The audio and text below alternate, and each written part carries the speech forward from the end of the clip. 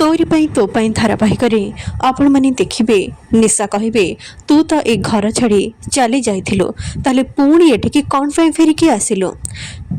देवी कहे मो चिकी को मो आवश्यकता अच्छी से मते फेरिबा को पड़ला। निशा कहे तू कि तोर से चिकी मोर किछि भी क्षति करि परिबनी। आज दीपावली रे ए घरे बाण नुह बरम बम फुटिबा आउ से नियारे ए पूरा परिवार सहित तू भी जली पड़ी पाउंस हो। देवी कहे तो मन जमीती तो चेहरा भी आज ठीक सेमिति हेछि। मते जालिबाकू चेष्टा करी बहुत जन जली जाइछन्ति। एबे तो पाली पछ कथा कौन तू भूली गलुनी। मते छुईबाकू चेष्टा करी तोर की अवस्था हिथिला। निशा कहे तत्ते मु आज छाड़ीबिनी।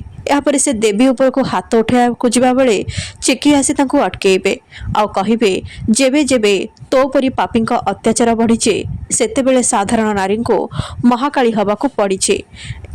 एही समय माधवी आसी कहे चिकी मो बहुराणी को छाड़ी दे। चिकी कहे छाड़ी दे थांती से जदि बारंबार भूल कर न थांता।